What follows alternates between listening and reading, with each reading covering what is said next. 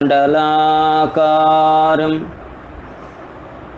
వ్యాప్తం యేన చరాచరం తత్పదం దర్శితం యేన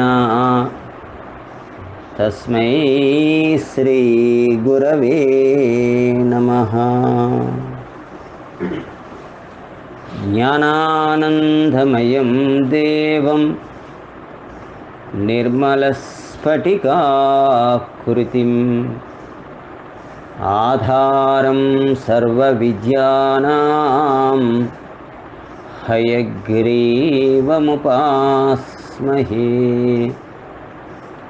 నారాయణం నమస్కృత్య నరం చైవ నరోత్తమం దేవీం సరస్వతీం వ్యాసం తతో జయముదీరయేత్.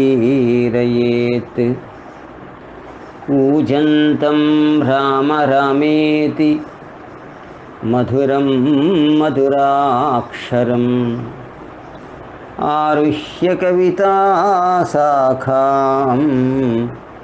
వందే వాల్మీకికోకిలం. ఆపదామపహర్తారం దాతారం సర్వసంపదాం లోకాభిరామం శ్రీరామం భూయో భూయో నమామ్యహం. రామాయ రామభద్రాయ రామచంద్రాయ వేదసే రఘునాథాయ నాథాయ సీతాయా పతయే నమః. అంజనానందం వీరం జానకీ శోకనాశనం కపీసమక్షహంతారం వందే లంకాభయంకరం. యత్ర యత్ర రఘునాథకీర్తనం తత్ర తత్ర కృతమస్తకాంజలిం బాష్పవారి పరిపూర్ణలోచనం మారుతిం నమత రాక్షసాంతకం.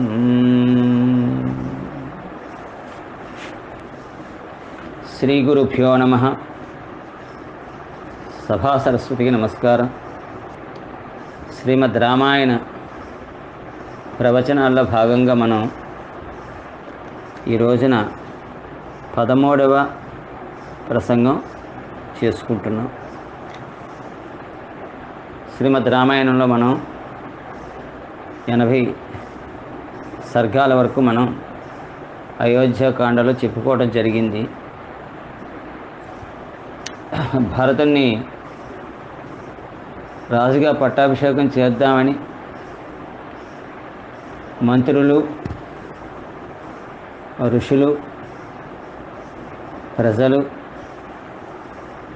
సామంతులు అందరూ కూడా శతవిధాల ప్రయత్నం చేశారు. అయినా కూడా భరతుడికి రాముడు కూర్చోవలసినటువంటి సింహాసనంపై తను కూర్చోవడానికి అతనికి ఏమాత్రం మనస్కరించలేదు. ఇష్టపడక నన్ను మన్నించండి, రాముడు ఉండాల్సినటువంటి స్థానంలో నేను ఉండాలని ఏనాడు కోరుకోలేదు. అదేమి దురదృష్టమో, ఇటువంటి నింద భరించాల్సి ఉందేమో, నేను కారణంగా రాముడు అరణ్యవాసం చేయాల్సి వస్తుంది అని నన్ను నా తల్లిని చీకొట్టుకునే ఒక పరిస్థితి నా దురదృష్టం కొద్దీ నాకు దాపురించింది. నిజానికి నాకు లేసి మాత్రం కూడా రాజ్యం మీద ఆశ లేదు అనేసి అతడు ఒప్పుకోడు. ఇంకా రాజు లేకపోతే అరాచకం అవుతుంది. రాజ్యంలో ఎవరో లేకపోతే ఎలాగా? అంచేత అందరూ కూడా ఒక పెద్ద సమావేశం పెట్టుకుంటారు. ఆ సమావేశంలో వాళ్ళందరూ కలిపి ఒక తీర్మానం చేసుకుంటారు. అదేంటంటే రాముణ్ణి అందరం కలిసి వెళ్ళి ఏదో విధంగా అతన్ని ఒప్పించి అయోధ్యకి రప్పిద్దామని వాళ్ళు తలుస్తారు. ఆ విధంగా మరి ఒకడు వెళ్తే సరిపోదు, నీకు ఇటు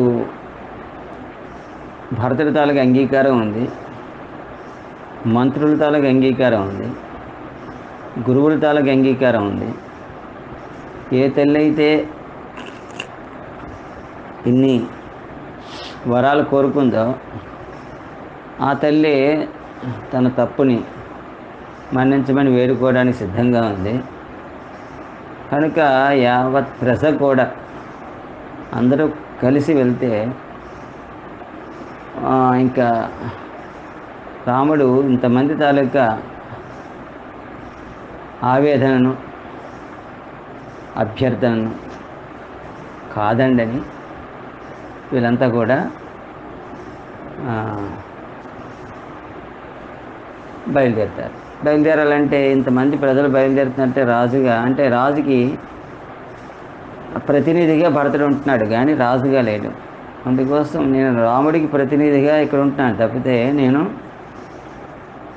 రాముడి స్థానం నాది కాదు అని నిర్ణయించుకున్నవాడే అతడు కొన్ని ఆజ్ఞలను జారీ చేశాడు. ఏంటంటే రాముడు ఎక్కడున్నాడో అంతవరకు ఇంతమంది వెళ్ళిపోతే, ఆవేశపడి వెళ్ళిపోతే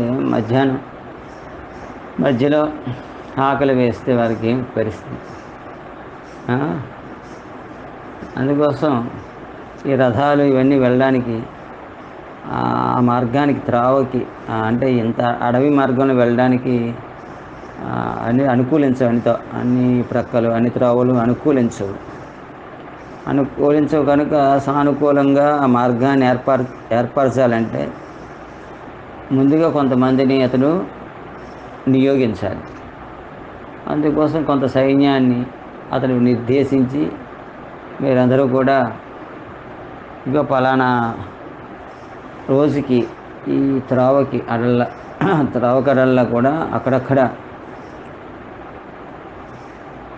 మార్గాన్ని శుభ్రం చేయాలి. ఒకటి, రెండు, ఎక్కడెక్కడ మనం విడిది చేయాలి, ఎక్కడికి వెళ్ళేసరికి ఏ సమయం అవుతుంది, అక్కడ ఇంతమందికి వీళ్ళందరూ వెళ్ళేసరికి అక్కడ భాజనాలన్నీ కూడా ఉండేటట్టుగాను, ఈ గుర్రాలకి వాటికి కావలసినటువంటి మేత అవన్నీ కూడా ఉండేటట్టుగాను,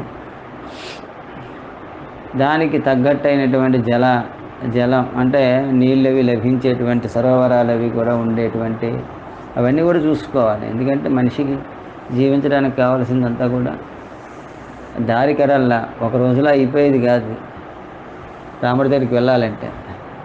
అందుకోసం ఈ మార్గంలోని మార్గాయాసం లేకుండా మార్గంలో ఉండేటువంటి ఆటంకాలన్నీ కూడా అధిగమిస్తూ జనమంతా కూడా సుఖంగా ప్రయాణం చేయడానికి వీలుగా కావలసినటువంటి ఏర్పాట్లన్నీ కూడా ముందుగానే భావించగలగటం అనేది బాధ్యత కలిగిన వాడి లక్షణం. అందుకోసం భరతుడు సర్వసమర్థుడు. అందుకోసం ఆయన ముందరగానే కష్టాన్ని అంచనా వేసి తదనుగుణమైనటువంటి ఏర్పాట్లన్నీ కూడా చేశాడు అని చెప్పబడుతోంది. అందుకోసం ఈ రకంగా ఏర్పాట్లన్నీ అయిన తర్వాత ప్రయాణ సన్నాహాలన్నీ కూడా చేసుకున్నాక వాళ్ళందరూ కూడా ఈ ధర్మబద్ధమైనటువంటి భరతుడి తాలూకు వచనాలు విని అందరూ కూడా ఆహా, భరతుడిని మనం తప్పుగా అనుకోవటం తప్పు మందే, అతడు చాలా నిష్కల్మషుడు అని, ధర్మనిరతుడు అందుకోసం ఆయన ఆ ధర్మాత్ముడి తాలూకా సోదర ప్రేమ చాలా దొడ్డది అని తెలుసుకున్నవారే వాళ్ళ మార్గాయాసం లేకుండా అన్ని ఏర్పాట్లు కూడా ముందరగానే వెళ్ళి ఈ మంత్రుల తాలూకా మంచి సమర్థులైన మంత్రులు, దశరథ మహారాజు మంత్రులందరూ కనుక వాళ్ళు చెప్పగానే పెద్దగా ప్రతీది చెప్పక్కలే. బుద్ధి కలిగినటువంటి వాళ్ళు, విజ్ఞులైనటువంటి వాళ్ళు మంత్రులుగా పెట్టుకున్నట్లయితే ఆ ఏలిక్కి చాలా తేలిగ్గా ఉంటుంది పరిపాలన. ఆ రకంగా అన్నీ చేస్తున్నారు. భరతుడు ఆ రకంగా అందరినీ తోడ్కొని ప్రయాణ సన్నిధుడే చక్కగా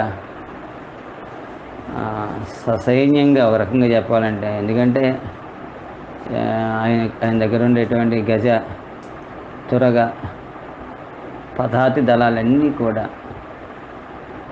ఆయన వెంబడొచ్చాయి. పైగా ఇంకా రాజోచితమైనటువంటి మర్యాదలతో అంతఃపుర స్త్రీలు కూడా బయలుదేరారు. ఇంకా అయోధ్య నగరంలో కొంతమందిని వాళ్ళు అయోధ్యకి రక్షణగా కొంతమందిని నియమించి మొత్తం రాముణ్ణి తిరిగి ఏ రకంగానైనా రప్పించాలనేటువంటి ఉద్దేశంతో వాళ్ళంతా కూడా బయలుదేరారు. ఇంకా వాళ్ళందరూ కూడా రాముణ్ణి తాలూకా మరి మార్గం కదా వెళ్తున్నది రాముడి కొరకు, అందుకోసం రాముడి గురించే మాట్లాడుకుంటున్నారు. ఆహా, ఎంత గొప్పవాడు అయినా, ఆయన చేసిన తప్పిదం ఏం లేకపోయినా కూడా తండ్రి కేవలం డైరెక్ట్గా అతనికి చెప్పకపోయినా సరే తల్లి మాటను తండ్రి మాటగా భావించి, తండ్రి ఇచ్చిన మాట ఆ తల్లికి ఇచ్చినది గౌరవించి అతడు అరణ్యవాసం చేశాడు. రాజ్యాన్ని కూడా తృణప్రాయంగా విడిచిపెట్టేశాడు. రాముడు చాలా గొప్పవాడు. ఇలాంటి త్యాగనీయత కలిగినటువంటి వాడు ఈ లోకంలో ఎవరు ఉండరు. అటువంటి వాడు ప్రభు అయితే స్వార్థపరుడు కాడు. అతడు మనందరినీ కూడా కన్నబిడ్డల్లా పరిపాలన చేస్తాడు అనేటువంటి విషయాలన్నీ కూడా మాట్లాడుకుంటూ, పైగా అంతకు తగ్గ తమ్ముడు ఉన్నాడు భరతుడు. ఆహా, ఏం అన్నదమ్ములయ్యా వీళ్ళు. రాజ్యం నీదంటే నీదనుకునేటువంటి వాడు. రామాయణంలో ఈ అన్నదమ్ములు కనిపిస్తుంటారు 4 రకాలుగా. వాలి సుగ్రీవులు కనిపిస్తారు. వాళ్ళు రాజ్యం నాదంటే నాదనుకునేవారు. ఈ భరతుడు, రాముడు, లక్ష్మణుడు, శత్రుఘ్నుడు వీళ్ళు ఉన్నారే, వీళ్ళు రాజ్యం నీదంటే నీదనుకునే అన్నదం. ఇంకా మరొక అన్నదమ్ములు లంకలో ఉంటారు.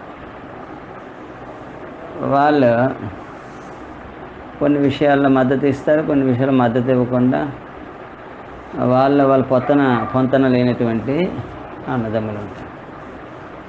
అందుకోసం అందులో ఒకడికొకడు గుయ్యలు తీసుకుంటారు. మరి విభీషణుడు బయటకు వచ్చి ఉండకపోతే లంకా విజయం అంత సులువయ్యేది కాదు రాముడికి.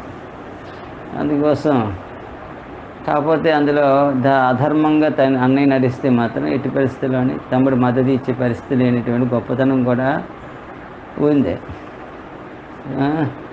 ఒకడేమో మద్దతు ఇచ్చాడు, ఇంకోటి మద్దతు ఇవ్వడం. ఈ రకంగా ఈ అన్నిటినీ, అంటే లోకంలో ఉండేటువంటి వివిధ రకాలైనటువంటి పరిస్థితుల్ని అన్నిటినీ కూడా రామాయణ మహాభారతాలు సమీక్షిస్తాయి. అందుకోసం అది చదువుకుంటూ ఉంటే దారి తెండి తెలుస్తూ ఉంటుంది. ఇలా రాముని తీసుకురావడం కోసమని అయోధ్య నగర వాసులందరూ కూడా బయలుదేరారు. వాళ్ళందరూ కూడా గంగా తీరం వరకు చేరుకున్నారు. అక్కడ శృంగబేరపురం అనేటువంటి అటవీ సంబంధమైనటువంటి ఒక కొంచెం పెద్ద ఊరు. దానికి కూడా అది రాజుగా చేసుకుంటూ ఒక సామంతరాజు గుహుడు అనేటువంటి వాడు పరిపాలిస్తున్నాడు ఆ ప్రాంతాన్ని. అంటే ఏజెన్సీ అన్నమాట, ఫుట్పాత్ ఆఫ్ ఏజెన్సీ. అక్కడ చేరుకున్నాడు. చేరుకునేసరికి గుహుడు వస్తున్నాడు. గుహుడు ముందరగా ఆయనకి అతని తాలూకా మరి గూఢాచార వ్యవస్థ ఉంటుంది కదా, వాళ్ళందరూ ముందరగా భరతుడు వస్తున్నాడు అని తెలిసింది. భరతుడు వస్తున్నాడు. ఎట్లాగో వస్తున్నాడు అంటే ససైన్యంగా వస్తున్నాడు. ససైన్యంగా వస్తున్నాడంటే ఈయనకి రాముడి మీద ఉన్నటువంటి ప్రీతి వల్ల ఆయన భావజాలం అంతా కూడా ఆలోచించడం మొదలెట్టింది. ఆయన ఆలోచనలు ఎట్లా ఉన్నాయంటే, అంటే భరతుడికి చేసిందల్లా చేశాడు. వాళ్ళ అమ్మ వీడే కోరిక లేకపోతే తల్లి ఎందుకు అలా కోరుకుంటుంది, అందుకోసం చేసిందల్లా చేసాడు వీడు. చేసి పైగా శత్రుశేషం ఉంచుకోకూడదని అడవుల్లో కూడా నా ప్రభువుని హాయిగా ఉండటానికి నిలువ నీళ్ళు లేకుండా చేసిద్దామని సైన్యం తీసుకొని వస్తున్నాడు వీడు అనుకున్నాడు. అంటే ఒకడి మీద ఉండే మక్కువ మరొకడి మీద తక్కువగా అనిపిస్తుంది. అందుకోసం ఈ రకంగా గుహుడికి రాముడి మీద ఉన్నటువంటి ప్రీతి కారణంగా భరతుడి మీద తీవ్రమైనటువంటి ద్వేషం కలిగింది. మరి ప్రభువాయే అతను తిరుగుబాటు చేసేంత సమర్థత తనకు లేదు. ఇప్పుడు ఏం చేద్దాం, నేనైతే రాముడికి హితవు కలిగే పని నేనేం చేయాలి అని ఆలోచన చేసి ఓ పని చేద్దాం, ఇంతవరకు వచ్చినా కూడా వీళ్ళు గంగానది దాటాలంటే నా సహాయం కావాలి. నా దగ్గరే గంగను దాటించేటువంటి ఓడలు, పడవలు, గట్రా ఇవన్నీ ఉన్నాయి. వీళ్ళందరినీ దాటించాలి. వీళ్ళకి కానీ దుర్బుద్ధి ఉన్నట్లయితే గంగ నది బొడ్లో వీళ్ళని ముంచేద్దాం అని వాడు ప్రిపేర్డ్గా ఉంటాడు. బయటికైతే వాడు సహాయం చేసినట్టుగా ఉందాం, కానీ ఏమైతే దావని అక్కడ ఇంకా రాముడికి వీడు అపకారం చేద్దామంటే భరతుడు లేదు, ఇంకెవడు లేదు. ఈ రకంగా మనం అంటే అంత మొత్తం సైన్యాన్ని ముంచేయడానికి అవదేమో, కానీ తను ఒక రకంగా ఆత్మహత్యలం లాగనమాట. అలా ఒక నిర్ణయం చేసుకుంటాడు. అందుకోసం పైగా తన వాళ్ళందరికీ చెప్తాడు, యుద్ధ సన్నిధులై ఉండండి. ఏ పొజిషన్ ఏంటి అంటే మామూలుగా వాళ్ళకి మర్యాదలు చేద్దాం, మంచి మాట్లాడదాం, అన్నిటికీ ఉంది. కానీ మూమెంట్ ఎలా ఉంటే దానికి తగ్గట్టుగా మనం ప్రతిస్పందించాలి. అది గుహుడి తాలూకా నిర్ణయం. అందుకోసం రామాయణాన్ని మధురం మధురాక్షరం అన్నారు. చాలా ఏ ఘట్టం తీసుకున్నా కూడా ఒక అంటే ప్రతి వారి అందు కూడా వాళ్ళ స్వభావంలో ఉండేటువంటి ఒక దివ్యమైనటువంటి లక్షణాలు మనకు అనిపిస్తుంటాయి ఎక్స్ట్రీమ్గా. భరతుడు వస్తాడు. వస్తే భరతుడికి కావాల్సినటువంటి మర్యాదలన్నీ స్వాగతం పలికితే భరతుడికి కావాల్సిన మర్యాదలన్నీ చేస్తాడు. చేసిన తర్వాత భరతుని చూడంగానే గుహుడికి ఆశ్చర్యం అనిపిస్తుంది. ఏడుస్తుంటాడు. ఆయన గుహుడిని పట్టుకుంటాడు. నువ్వే అదృష్టవంతుడివి, నువ్వు రాముడికి ఆతిథ్యమని ఇచ్చావు. నా అన్న ఎక్కడున్నాడు, ఎక్కడ తిన్నాడు, ఎక్కడ పడుకున్నాడు, మా వదిన ఎలా ఉంది, లక్ష్మణుడు ఎలా ఉన్నాడు. భరతుడు చేస్తున్నాడు గుహుడితో, నేను ఏ రకమైనటువంటి ఆశ కానీ దురాశ అన్నమాట, అట్లాగా ఏ రకమైనటువంటి కుట్ర కానీ రాముడికి ఏ రకమైనటువంటి విపత్తుని చెయ్యాలంటే దురుద్దేశం కానీ నాకైతే లేదు. నేను ఇలా నాకు తెలియకుండా ఏదో మరి ఏ రకమైనటువంటి ప్రేరణ జరిగిందా నా తల్లికి, అది మా దురదృష్టం. ఆ తప్పును చెరుపుకోవటానికి నేను ఇలా వచ్చాను అంటే ఆయన అంటాడు, మరి ఇంత సైన్యం ఉంది పట్టుకొచ్చామని అడుగుతాడు. పట్టుకొస్తే నాయన నువ్వు కూడా అనుమానిస్తున్నావా? ఏం కాదది, ఎవరో ఒకరు ఇంతమంది కనిపిస్తే, ఇంతమంది చూసారు పెద్ద పెద్ద ఒక్కోసారి కొన్ని సంఘాలు వెళ్తుంటాయి ప్రభుత్వం దగ్గరికి, ఒకరిద్దరు వెళ్తే పట్టించుకోరు వాళ్ళని. మూకమ్మడిగా వీళ్ళందరూ వెళ్ళగానే ఓహో ఇంత మద్దతు ఉంది వీడి వెనకాల అని వాళ్ళు ఆ రకంగా నిర్ణయాలు తీసుకోవడానికి అవకాశం ఉంటుంది సానుకూలంగా. అందుకని అప్పుడు భరతుడికి ఏం భక్తిభావం అయ్యాలి, మీ లక్ష్మణుడు మీ తమ్ముడు ఎంతటి వాడు అంటే భరతుడు అంటాడు, వాడు అదృష్టవంతుడు, వాడు సరి అయిన తమ్ముడు, నేను ఉన్నాను, ఎందుకు పుట్టాను, ఏమీ నేను చేయలేకపోయాను అని బాధ. అట్లాగా వాళ్ళిద్దరూ అలా రాత్రి ఇలా ఈ గారి చెట్టు కింద, ఈ చెట్టు కింద పడుకున్నాడు మీ అన్నయ్య. ఇక్కడే జుట్టు దగ్గరగా కొరుక్కొని అక్కడ మర్రిపాలు తీసుకొచ్చి వాన్నిటికి కూడా జటలు వేసుకున్నాడు. జటాధారి కదా, ముని ప్రవృత్తితో అడవులో ఆయన దీవించాలి కదా, అవన్నీ చెప్పాడు. మీ అన్న మర్రిపాలు అవి తెప్పించుకొని ఈ పాయలు కింద తీసుకొని వాటి పట్టించుకొని జటాధారి అయ్యాడు. అన్న చేస్తే లక్ష్మణుడు ఊరుకోడు కదా, ఆయన కూడా జటామకుట మండితం అంటారు. అట్లాగా జటలన్నీ వేసుకుంటే వాళ్ళు చేసుకున్నారు. ఇక ఈ ఆకులన్నీ అలమలు మేమిద్దరం, నేను లక్ష్మణుడు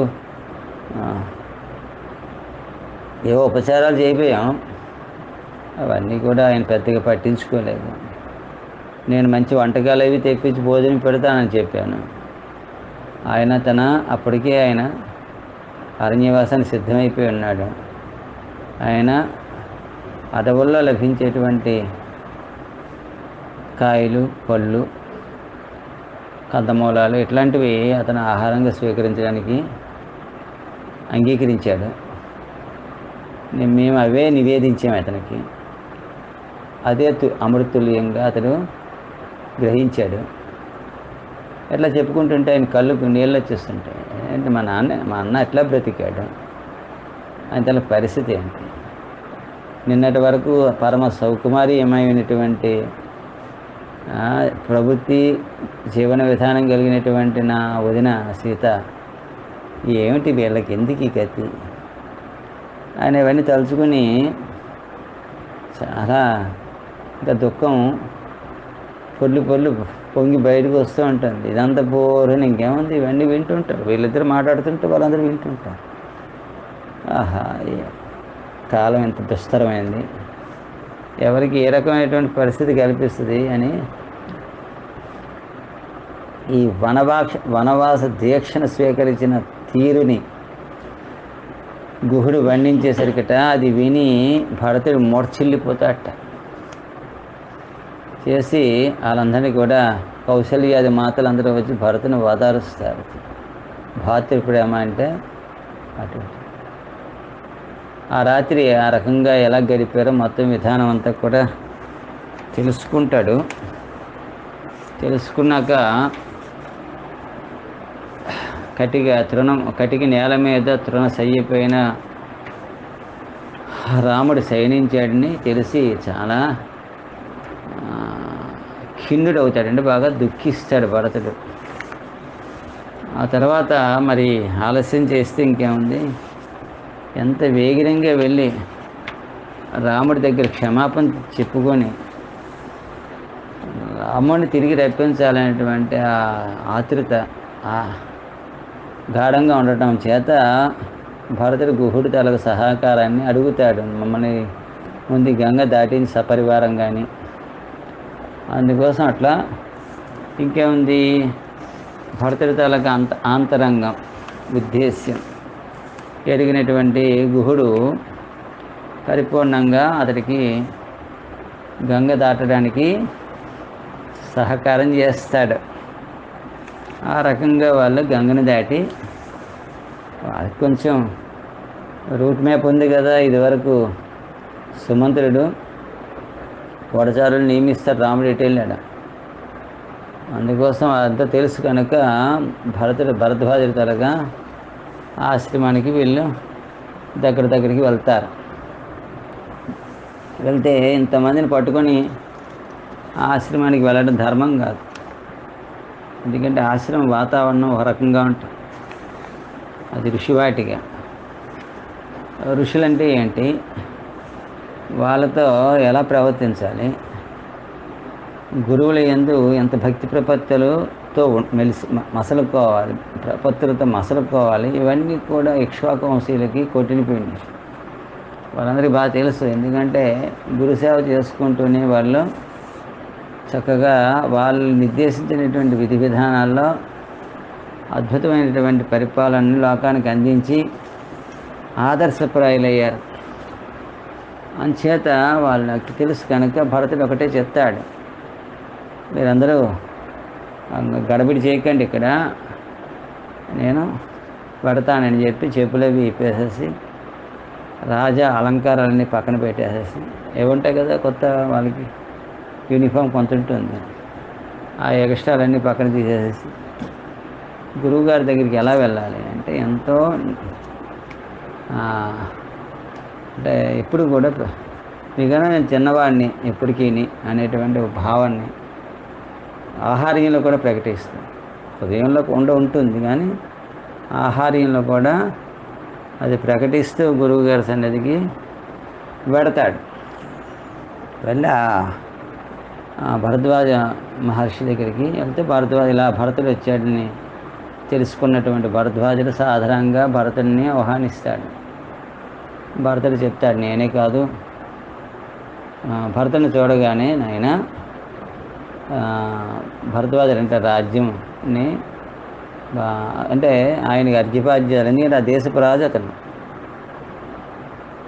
ఎలాగా అంటే ఇంకా జరిగిపోయిన సంఘటనలు ఇంకా ఆధారంగా, అందుకోసం ఈ రాజ్యం బాగుందా, ప్రజలందరూ చక్కగా పరిపాలన చేస్తున్నావా, మంత్రులందరినీ కూడా నీ మాట వినేటట్టు చేసుకుంటున్నావా, ధనాగారం అంతా కూడా బాగా ఉందో లేదో చూసుకుంటున్నావా, శత్రువులు ఎవరైనా వస్తే వాళ్ళ మీద తిరుగుబాటు చేయడానికి కావలసినటువంటి సంసిద్ధత నీ దగ్గర ఉందా, ఎట్లా అడిగేసరికి భరతుడికి దుఃఖం వచ్చేస్తుంది. విపరీతంగా దుఃఖం వచ్చి భరద్వాజుడి కాళ్ళ మీద పడి, మీరు నన్ను శంకిస్తున్నారు ఇవన్నీ అడిగి, నేను రాజుని ఎట్లా అవుతాను చెప్పండి. రాముడు కదా రాజు, రాముడే రాజు ప్రభు. మహర్షులు మీరు అలాగే నన్ను కొంచెం ఎగతాళిగా, లేకపోతే కొంచెం శ్లేషగా, వ్యాజస్థితిగా, అంటే బయటికి గౌరవిస్తున్నట్టుగా చురకలేయటం, ఈ రకంగా మీరు అంటే ఏం బాగుంది. నా బ్రతికంత శూన్యమైపోయింది మహాప్రభు, నాకేంటి బాధ, నేను ఎందుకు ఇలాంటి నిందలు పడాల్సి వస్తుంది,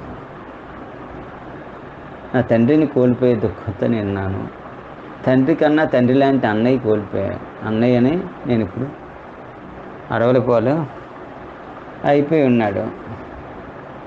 మాకు మీరు అందరూ మీలాంటి మహాత్ములు మార్గం నిర్దేశం చేసి తిరిగి ఆ రాముని ఎలా రప్పించుకోవాలి అనేటువంటి విషయం మీద మాకు తగిన సూచనలు ఇచ్చి దారి చూపించవలసిందిగా మిమ్మల్ని ప్రార్థిస్తున్నాను. అంతకన్నా మిమ్మల్ని నేను అడిగేదేమీ లేదు. భేష్ అంటే ఆయన చాలా సంతోషిస్తాడు. అరే బాబాయ్, వీళ్ళు లోకోత్తరమైనటువంటి అన్నదమ్ములు, వీళ్ళు ఒకరి మించినడు ఒకడు అనుకుని అతడు, భరత, నేను చాలా సంతోషం అయినా నీ నిర్ణయం చాలా గొప్పది.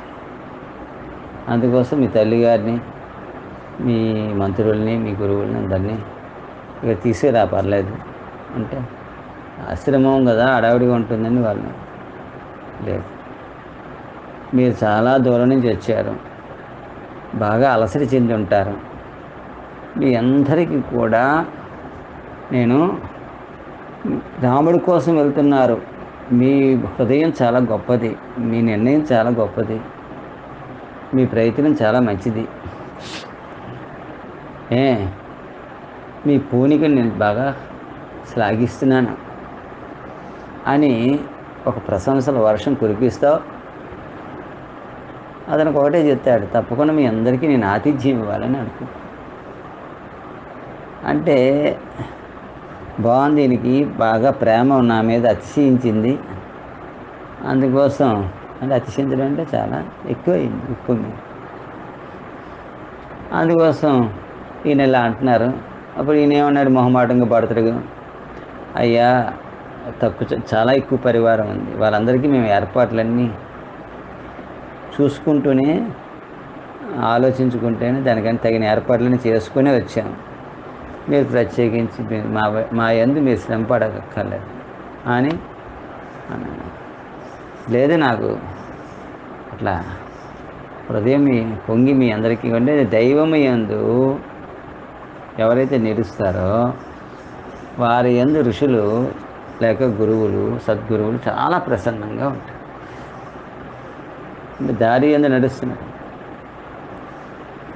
దైవాన్ని వెతుక్కుంటూ వస్తున్నప్పుడు గురువు కనిపిస్తాడు. గురువు ఏం చేస్తాడంటే దాన్ని, ఆ ప్రయత్నాన్ని చాలా సుగమనం చేస్తాడు. అంటే చక్కగా ఆటంకం లేకుండా దాన్ని జరిగేటట్టుగా ఆశీర్వదిస్తాడు, దారి చూపిస్తాడు. అందుకోసం గురువు తాలూకా ఆశీర్వచనం మన యందు బాగా పనిచేయాలంటే మనం దైవ మార్గంలో సక్రమంగా, అంటే దైవం మెచ్చుకునే మార్గం. దైవ మార్గం అంటే ఎట్లాగా, దైవం ఎట్లా ప్రవర్తిస్తూ మెచ్చుకుంటాడు మనల్ని అనేటువంటి మార్గంలో మనం నడిచినట్లయితే గురువు తాలూకా ఆశీర్వచనం 100% మనలో వర్తింపుతుంది. అంటే సరిగ్గా ఆశీర్వచనం ఖచ్చితంగా పనిచేస్తుంది. దైవం అంగీకరించిన విధంలో మనకు తోచిన విధంగా మనం ప్రవర్తిస్తూ గురువు ఆశీర్వచనం మనం లభించాలంటే ఎప్పుడు కూడా ఆశీర్వదిస్తారు, కానీ అది మన యందు వర్కౌట్ అవ్వదు. ఎందుకంటే గురువుకి ఇష్టమైన పని దైవాన్ని అనుసరించడమే కదా, దాని తర్వాత మిగతా లౌకికమైన వ్యవహారాలన్నీ.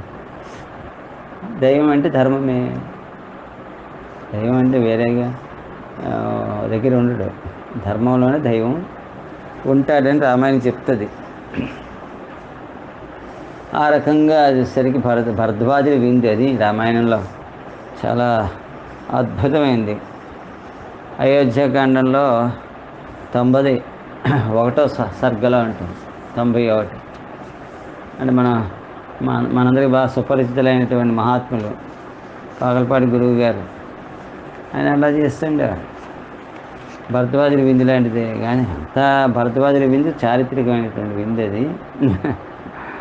అది అసామాన్యమైన విందు. 91వ సర్గ చదివినట్లయితే అద్భుతంగా ఉంటుంది. ఇదేంటి చిన్న కుటీరంలో ఎలాగే ఇంతమంది భోజనాలు పెడతాడనేసరికి భరద్వాజుడు ఎప్పుడైతే అట్లా అన్నాడో అట్లా ఎక్కడికక్కడ పెద్ద అంత అడవి కనిపించడం ఆ క్షణానికి మానేసింది. కొంతసేపటికి అంతా పెద్ద పెద్ద మైదానాలు కనిపించాయి, టెంట్లు కనిపించాయి, వంటలు కనిపించాయి.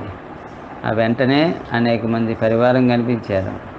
వాళ్ళందరూ కూడా ఇక్కడ గురువులందరూ భోజనం చేయడానికి అక్కడికి వెళ్ళండి అని చెప్తున్నారు. ఏంటి సైనికులు వెళ్ళడానికి అక్కడికి వెళ్ళండి అని చెప్తున్నారు. ఇలా ఏ ఏ వర్గాలకి ఏ రకమైనటువంటి సంభారాలు అవసరమో, ఎలాంటి వాతావరణం వాళ్ళకి అనుకూలంగా ఉంటుందో, ఎలాంటి ఆహార విహారాలు పానీయాలు వాళ్ళకి అవసరం ఉంటుందో వాళ్ళ అలవాట్లు ఎలా ఉంటాయి, ప్రతీదీ వర్ణించారండి. అవన్నీ చెప్పుకుంటేనే చాలా ఆశ్చర్యంగా ఉంటుంది. పైగా మీకు భరద్వాజుల తాలూకా విందు కానీ మీరు చదివినట్లయితే, అంటే నేను ఇప్పుడు అంత విస్తారం చెప్తే రామాయణంలో ముందుకు పోవడం కష్టం అవుతుంది కనుక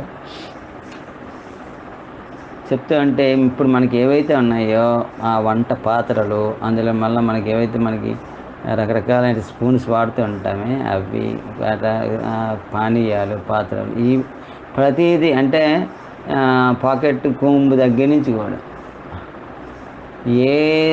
ఏది విడిచిపెట్టకుండా, అంటే ఒక నాగరికమైనటువంటి పరిస్థితి ఎప్పటి త్రేతాయుగం, ఇప్పటి కాలం, ఇప్పటికి ఇంకా నాగరికత నోచుకున్నటువంటి ప్రదేశాలు ఎన్నో ఉంటుండగా బట్టలు కట్టిన ప్రదేశాలు కూడా భూమి మీద ఉన్నాయి. ఇంకా అలాంటివి ఉంటుండగా ఎంత నాగరికత ఉంది. మనం అంతరిక్ష అని చేశాం, కానీ అబ్బాయి మేము నమ్మమండి రామాయణం, అసలు ఊహించడం కూడా గొప్పే కదా.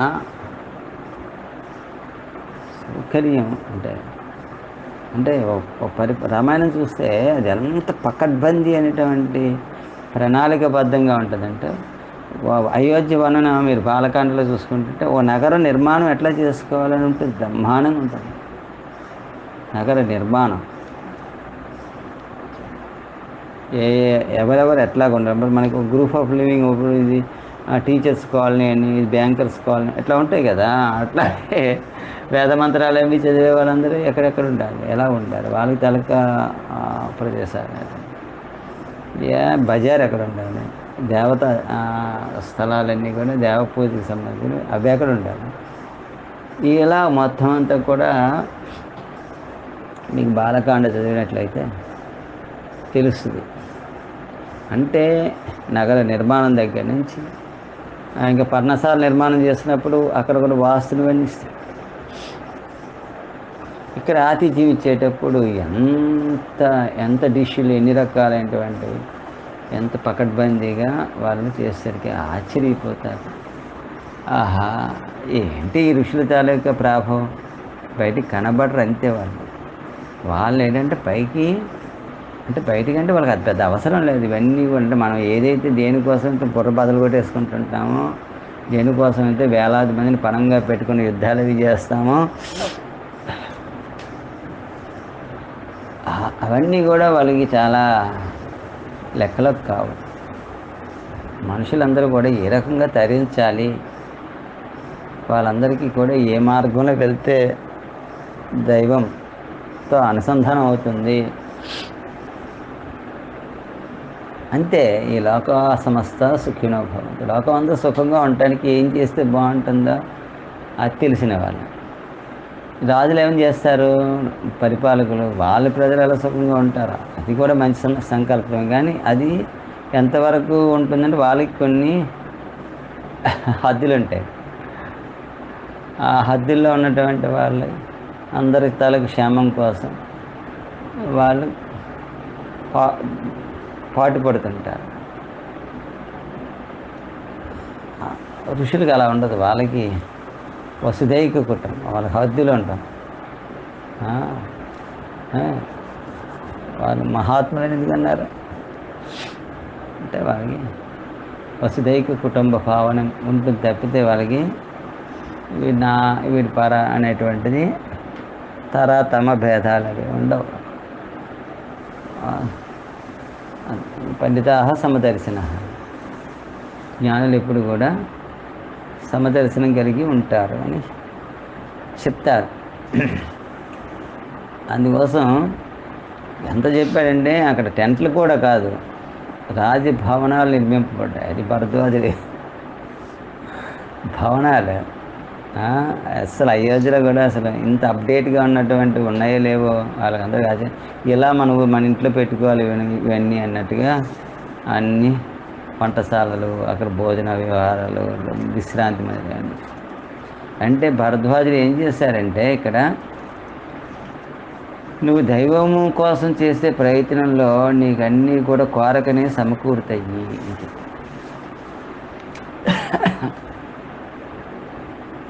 ప్రత్యేకించి చెప్పడు, దాని భావం అది. అంటే ఆ ఘట్టంలో ఏం తెలుసుకోవాలి మనం అంటే, దైవ ప్రయత్నంలో ఉన్నవాడికి లోక శ్రేయస్సును కాంక్షించేవాడికి, అది లోక శ్రేయస్సు ఎంత త్యాగం, అది చిన్న విషయం కాదు. అయాచితంగా పదవి వస్తున్నప్పుడు పైగా యాజ్ పర్ రూల్గా వచ్చింది కూడా. వాళ్ళ అమ్మకి అతను వాగ్దానం చేశాడు, అయిపోయింది. ఇక్కడ ఎవ్వరు భరతుడు కుర్చీలో కూర్చుంటే కాదన్నవాడు ఎవడు లేడు, ఏం లేదు. సో ఇంత పక్కగా అంటే మన చరిత్ర చదువుకుంటుంటే పదవి కోసం అన్నదం చంపేసుకున్న వాళ్ళు కూడా ఉన్నారు కదా, తండ్రిని జైల్లో పెట్టినట్టు కూడా ఉన్నాడు కదా. ఇలాంటి లోకంలో రామాయణంలో ఎంత విశేషంగా ఉంది చూడండి. అంచేత అవన్నీ అయిన తర్వాత ఆశ్చర్యపోతారు. మళ్ళీ ఏముంది మరి అందరికీ ఆ రిలాక్సేషన్ అనేది, అంటే అందరికీ కూడా ఒక రకమైనటువంటి స్వాంతనం, ఊరట, అలసట లేనటువంటి ఒక పరిస్థితి ఏర్పడి అందరూ అయిన తర్వాత మళ్ళీ మామూలుగా చూస్తే భరద్వాజ ఆశ్రమం ఒక్కటే ఉంటుంది. పోనీ అంటే మరి ఇదంతా గారడీ అంటే కాదు, ఆకలి తీరింది, శక్తి వచ్చింది, విశ్రాంతి దొరికింది. తలుచుకుంటుంటే ఇంకా శ్రేణుకులు కూడా వస్తున్నాయి, రుచులేవి చూస్తారా.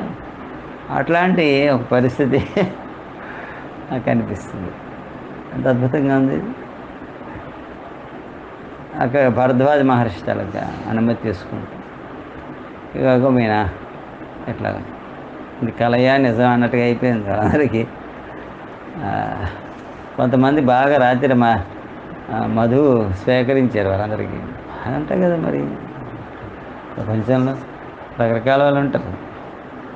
అంతేనా సైనికులు అంటే ఏ క్లాస్ పీపుల్కి ఆ క్లాస్ అలవాట్లు ఉంటాయి. వాళ్ళందరూ అవన్నీ కానిచ్చాక ఉదయం లేవగానే కొంచెం మత్తుగా ఉంది. ఏ నిద్ర పట్టింది రా బాబు మనకి. శుభ్రంగా లేచారు అందరూ.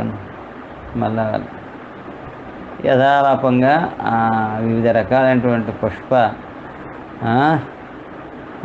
శోభితమైనటువంటి పుష్ప చెట్లతోనూ చక్కని వాటికలతోనూ చక్కగా ఉండేటువంటి ఆ భరద్వాజుడి గారి ఆశ్రమం మళ్ళీ యాజ్ ఇట్ ఈజ్గా ఉంది. అప్పుడు నమస్కారం చేసి, అయ్యా అంటే ఋషి మహిమ అంటే అట్లా ఉంటుంది. తపస్సుల తాలూకు శక్తి ఇటువంటిది తెలుసుకున్నాడు. తెలుసుకొని సపరివారంగా అక్కడ ఆయన తాలూకు అనుమతి తీసుకొని చిత్రకూటం వైపు అతడు బయలుదేరుతాడు. ఇలా మొత్తం మీద వాళ్ళు అలాగా ఇంకా బాగుంది. బ్రేక్ జర్నీ చక్కగా కుదిరింది. అందరూ కూడా చాలా హాయిగా మళ్ళీ ఉత్సాహాన్ని పుంజుకున్నటువంటి వారి భరద్వాజుడి తాలూకా ఆశ్రమం నుంచి వారందరూ కూడా చిత్రకూటం వైపు పరివారం అంతా కూడా బయలుదేరింది.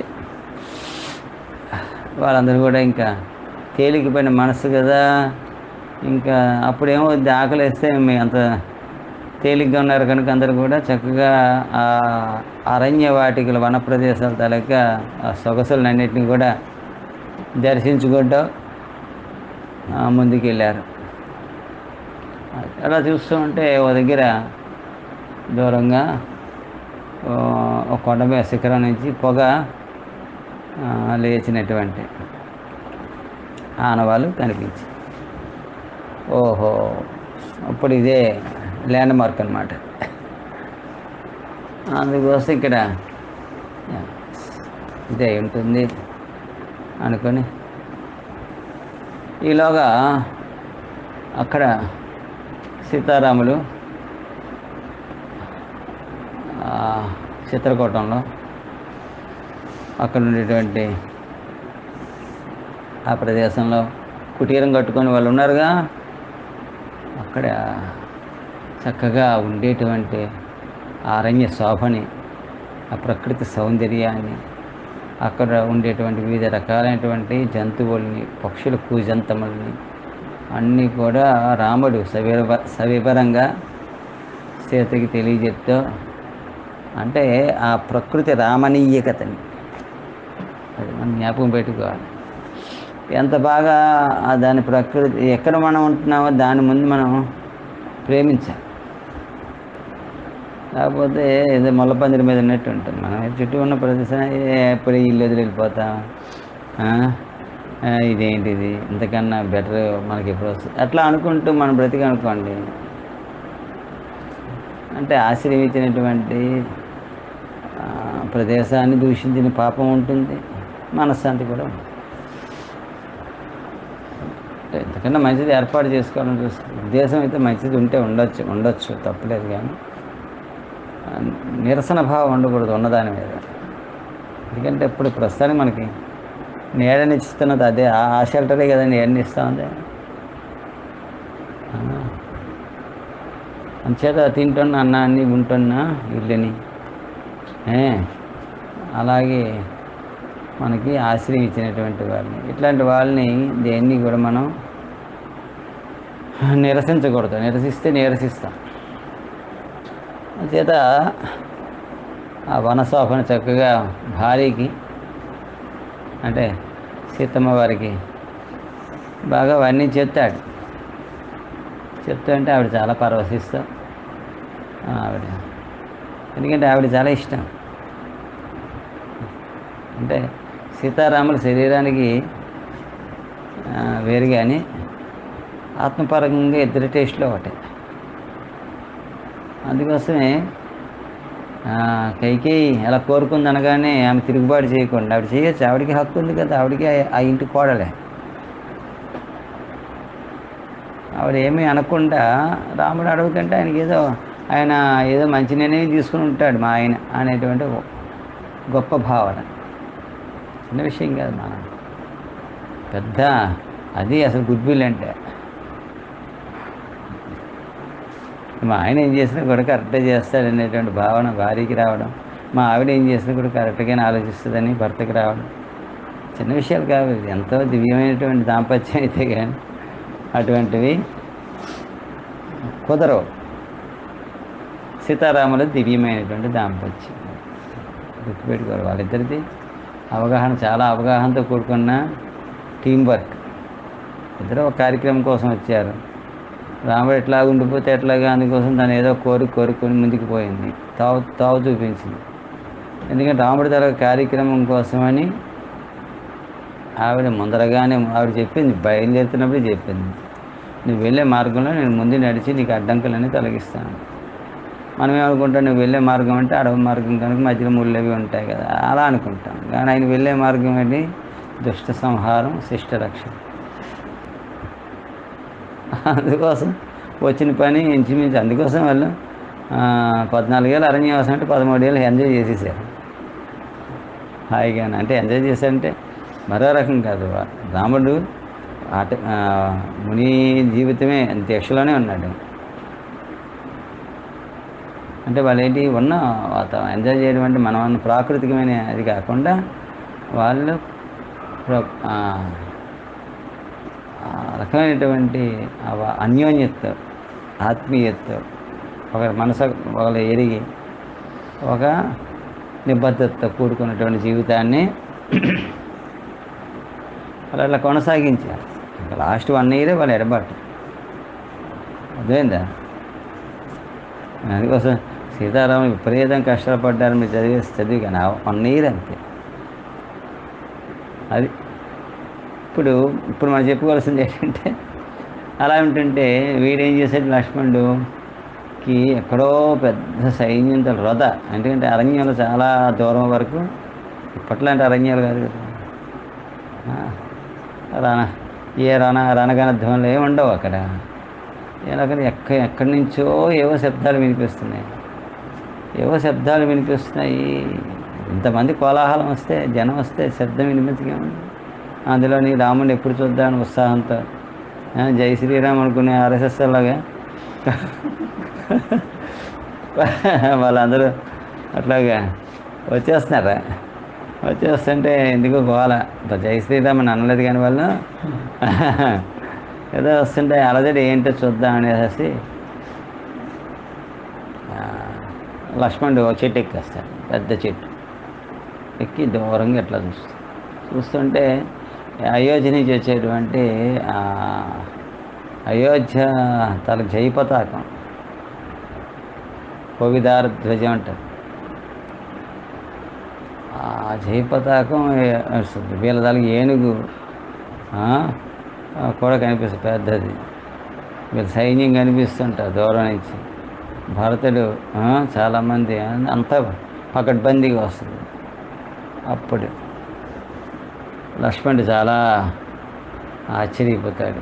అందరికీ పోయి పాపం భరతుడి తాలూకా దురదృష్టం ఏంటంటే ఆయన ఎందు ఎవరికి కూడా పాజిటివ్ థింకింగ్ లేదు. అందుకోసం ఒకసారి అన్నమో వదినో మీరు ఇక్కడ లేవండి, ముందు నా అన్న ధనుర్బాణాలన్నీ పట్టుకో, వదిన నువ్వు లోపలికి వెళ్ళిపో, వీడు మనల్ని ఇక్కడ కూడా బతకనివ్వడానికి వీలు లేకుండా భరతుడు ససైన్యంగా వస్తున్నాడు అంట. అందుకోసం మనకి ఇక్కడ పెద్ద యుద్ధం జరుగుతుంది. ఇప్పుడు వీడు ఎప్పుడు జరుగుతాడు? ఇంక 14 ఏళ్ళ తర్వాత, 14 సంవత్సరాల తర్వాత కానీ దొరకడనుకునేటువంటి పరిస్థితి మనిషి ఇక ఇప్పుడే తిరుగుతున్నాడు. ఇక్కడ తేలిపోతే ఇక్కడ ఏమిటో అన్నాడు లక్ష్మణుడు. అనేసరికి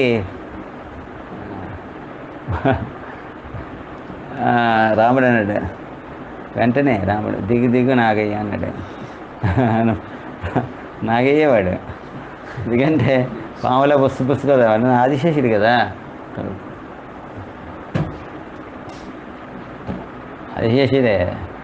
అందుకోసం మామూలుగా సరదా నేను చెప్పాను, నాకు నాగే పదాలు ఏం ఉపయోగించలేదు, కానీ అది కస్తు పుస్తులు ఆడుతున్నాడు కదా, అందుకోసం మనం ఏమంటాం దిగంటాం కదా, ఇక్కడ చెట్టు ఎక్కువ ఉన్నాడు కదా దిగు అన్నాడు.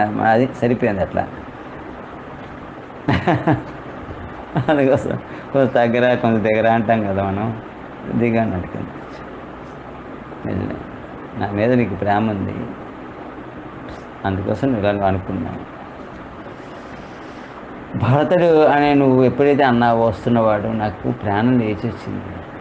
ఎందుకంటే నువ్వెంతో నాకు నువ్వు లక్ష్మణుడు సీత నాకు అత్యంత ప్రీతిపాత్రులని నువ్వు అనుకోవచ్చు, కానీ మీతో మీరెంతో భరతుడు నాకు అంతే, ఇద్దరు ఎంత నాకు భరతుడు కూడా అంతే. అందుకోసం నువ్వు అభిప్రాయపడినట్టుగా నీకు ఇంకా ఏమో ఆవేశం అవసరం, కానీ భరతుడు చాలా నిర్మలమైనటువంటి మనసు కలిగిన వాడు. చాలా వాడు వచ్చేసరికి నేను లేని కనుక నన్ను చూడాలని వస్తున్నాడేమో. భరతుడు రావడం వల్ల మనకి నాన్నగారు ఎలాగున్నారో అక్కడ పరిస్థితులు ఏంటో అన్నీ తెలుస్తాయి. ఇప్పుడు మనకు అపకారం తలపెట్టే ఆలోచనే భరతుడికి ఏ లేసాన్ని ఏ కోశాన్ని రాదు. అందుకోసం నువ్వు ఆవేశాన్ని తగ్గించుకో అన్నాడు. అసలుకి ఆశ్చర్యపోతాడు. అంటే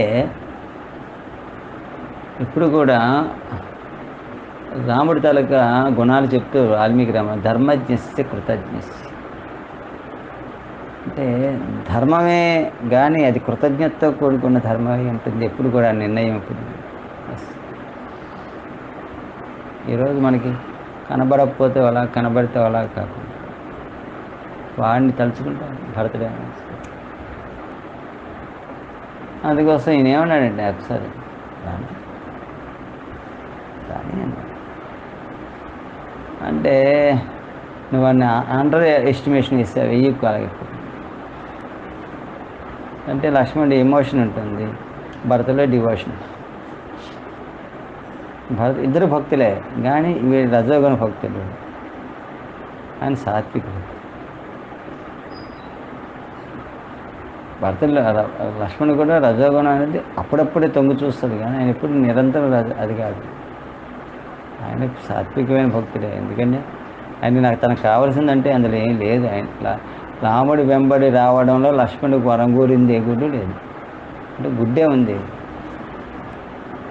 అది కేవలం రాముడే. అందుకే రామానుజుడు అయ్యాడు.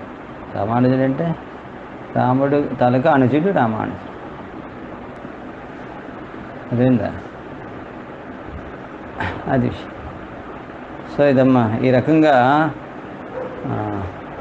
మనం 95 సర్గల వరకు మనం రామాయణంలో చెప్పుకున్నాం. అయోధ్యకాండలో 95వ సర్గ వరకు మనం ఈరోజు ప్రవచనంలో చెప్పుకోవడం జరిగింది. మిగిలిన భాగం మన తర్వాత ప్రవచనంలో చెప్పుకోవడానికి ప్రయత్నించేద్దాం. స్వస్తి ప్రజాభ్యః పరిపాలయంతాం న్యాయేన మార్గేణ మహిం మహిషాః గోబ్రాహ్మణేభ్యః శుభమస్తు నిత్యం. లోకాః సమస్తాః సుఖినో భవంతు. లోకాః సమస్తాః సుఖినో భవంతు.